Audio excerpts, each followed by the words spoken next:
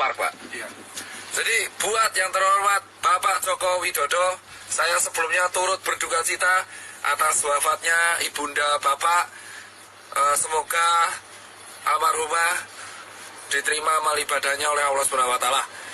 Tapi setelah itu Pak Joko Widodo, Bapak itu memiliki berbagai menteri yang jujur saya koordinasinya buruk. Yang pertama adalah Menkes, ya kan?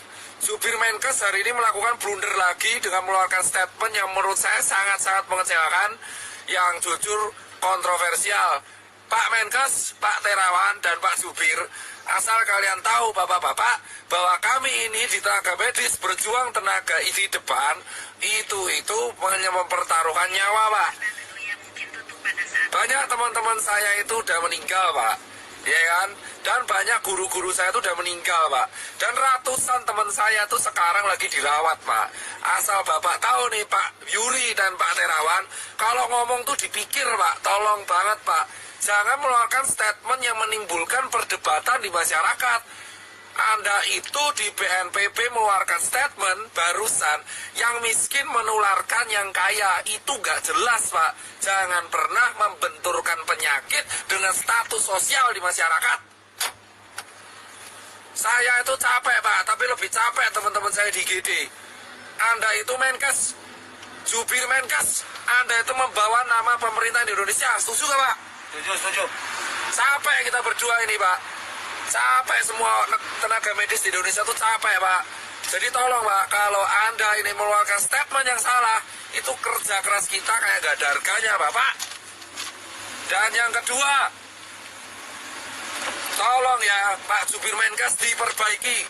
Dan yang ketiga, Pak Jokowi, solusinya adalah undang 10 pakar ekonomi yang ada di Indonesia, yang Anda paling percaya. Adakan rapat terbatas, entah itu lewat Skype, entah itu lewat apapun, yang tugasnya adalah mengevaluasi kemungkinan terburuk yang dialami oleh negara Indonesia jika kita mengadakan karantina wilayah.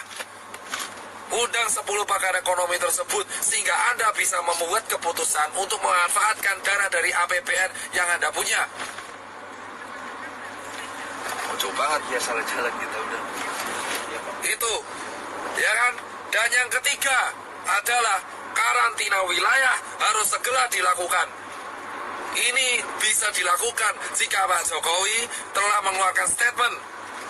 Jika tidak dilakukan, maka infeksi ini akan menyebar ke seluruh provinsi di Indonesia.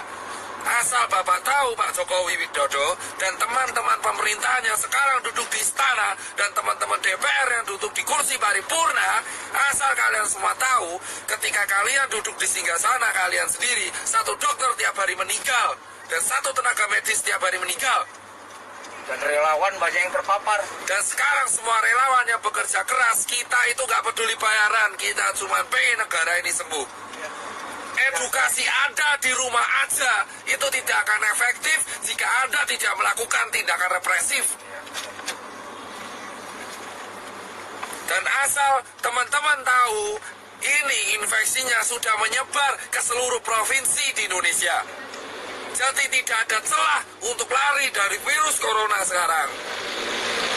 Ini terjadi karena Jakarta tidak dikarantina wilayah. Ini beda dengan lockdown. Ini karantina wilayah. Jadi tutup semua akses dari kota Jakarta dan keluar Jakarta. Tidak akan bisa dilakukan jika ini tidak kompak bersama-sama. Muter, Pak. Ya. Ingat teman-teman, kenapa saya bilang karantina wilayah itu penting? Tegal sudah melakukan, ditegur. Pak Ganjar sudah melakukan dan membuat statement, ditegur. Anjuran itu tidak akan efektif jika tidak ada aturan yang dibuat yang bersifat represif kepada masyarakat. Jangan sampai Indonesia kayak Italia. Jika Anda pengen negara ini selamat, lakukan karantina wilayah apapun resikonya. Karena ini sudah terlak nih. Pak, sana Pak, sana. Ini putar. Salah Pak, salah. Di rumah aja, working from home lah, apalah itu. Tidak akan berguna. Karena semua tetap semua tetap akan berantem, bosku. Ya kan? Ini harus dilakukan karena infection rate sudah menyebar di seluruh negara Indonesia. Sementara rumah sakit kita kekurangan APD. Ambil kiri, Pak. Saya nggak mau tahu, orang mudik itu bisa ditahan kalau ada aturan.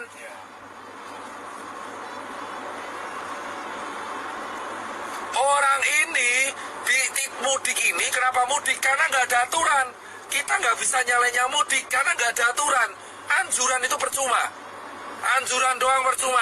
Kita semua harus menekan pemerintah karantina wilayah. Emang ekonomi hancur, tapi ekonomi Indonesia sekarang mau sudah hancur. Dolar udah mau 20.000, UKM udah pada gulung tikar, travel pada sepi, hotel pada sepi, penerbangan pada sepi. Mau ngapain? Mau ngapain, gila? Sudah percuma. Ya kan?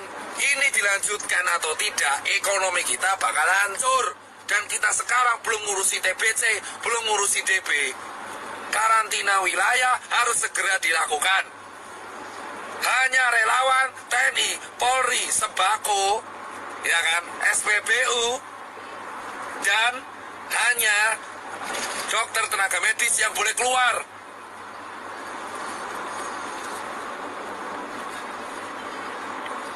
Ya kan? Emang capek saya, tapi saya lebih capek kalau lihat orang infeksi tambah terus tiap hari. Dan itu potensi meroket di bulan April. Yang mati tiap hari. Sekarang yang meninggal udah mau tembus 100. Dan yang infeksi udah 1000. Ini bisa puncak Ramadan. Kalau kita mau selesai, satu-satunya cara yang bisa menekan adalah menahan migrasi orang-orang, menahan perpindahan orang-orang, sehingga infection rate bisa dikontrol di kota tersebut sambil tenaga medisnya menyelesaikan masalah.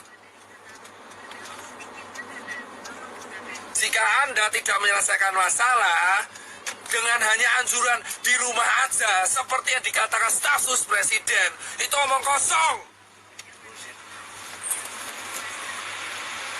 Gak akan ada gunanya anjuran-anjuran itu. Kampanyemu itu tidak akan pernah diikuti oleh masyarakat. Edukasi ini terbukti tidak berjalan dengan baik karena tidak ada sanksinya. Kamu melarang orang mudik, tapi nggak ada sanksinya. Jika mau disiplin, buat sanksinya, buat aturannya, buat perpres, buat kepres, buat apalah terserah. Yang penting karantina wilayah. Akses selama 5 hari dari Jakarta, baik masuk dan keluar, harus segera dilakukan, bosku. Sambil tenaga medis menyelesaikan masalah di kotanya masing-masing. Singapura mau melakukan denda itu. Karantina wilayah, dan ini bukan bercandaan. Sekarang siapapun bisa kena. Orang tuamu, anakmu, tetanggamu, temanmu itu bisa kena. Bisa kena.